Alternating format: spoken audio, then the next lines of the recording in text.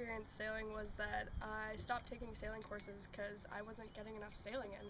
So I went sailing and started traveling with the Alberta sailing team and getting out on the water, because that was where I was learning stuff. I didn't learn anything from the whiteboard or from sitting around and watching wind behind me. So going sailing is the best way to learn how to sail. Kicking a soccer ball is the best way to kick a soccer ball.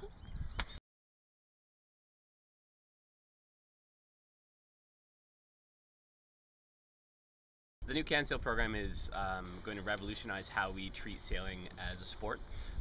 What it's going to address is the focus that's been on theory and on land participation, as opposed to on water and actual practical sailing. So the new system should address that, and we'll actually see increase in sailing ability, which is super important to the furthering of sailing as a sport as opposed to sailing as a recreation.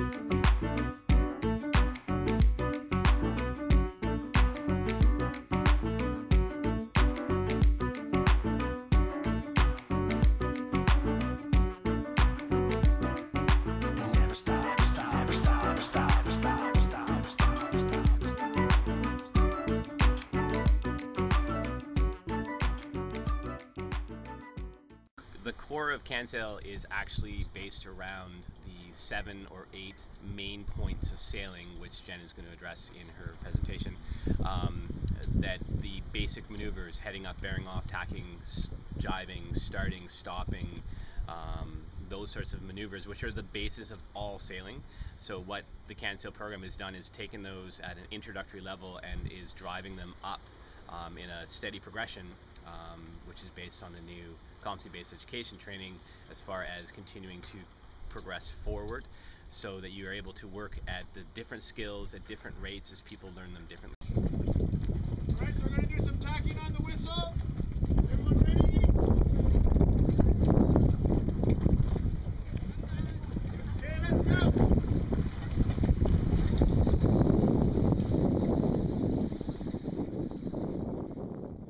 The other thing is, like, we found that we were, like, even our more senior coaches were missing key points that that if you hit those points, you really progress the athlete's development way quicker, and it's everything just comes together way nicer.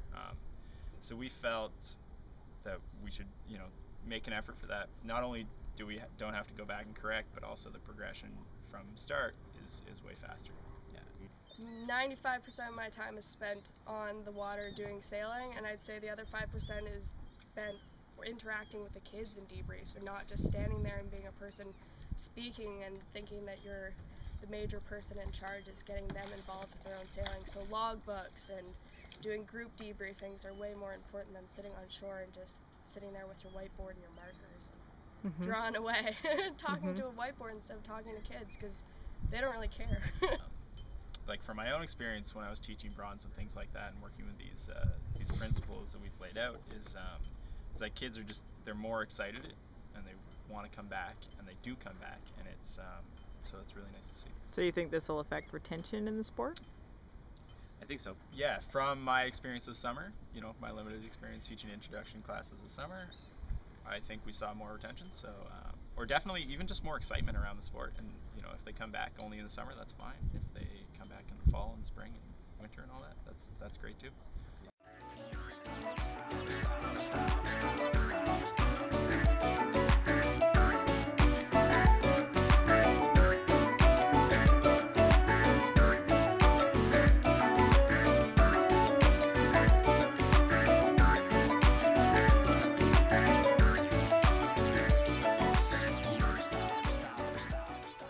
Retention is a key for everybody, and they talk about it being the coach's job and the instructor's job to get kids excited about sailing.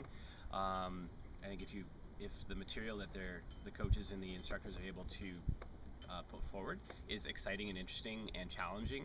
And I think the really big thing is that it's a challenge. Yeah. The kids enjoy the challenge, and they're able to, take it and own it, and actually kind of progress with it themselves. New coaches, be excited. Like, kids don't buy into anything if you're not excited about it too. So be excited. Be ready to teach something that you love and that you're passionate about it. And if you don't love it and you're not passionate about it, then the kids aren't going to buy into it. So be excited, be enthusiastic, and be ready to keep on learning, because as soon as you stop learning, so do the kids. I think the biggest challenge, maybe some of the information is going to be very new. I think that there's going to be I don't want to say that there's going to be a big resistance to change, but there tends to be always a resistance to change, is to take a look at the new material, do some research, ask some questions, and you're going to find that the new material is actually very similar to what we did before. It's just a little more thorough, it's a little bit more progressive, it's a little bit better laid out, and the progression is a lot better. So I think that doesn't really answer the question, I don't think.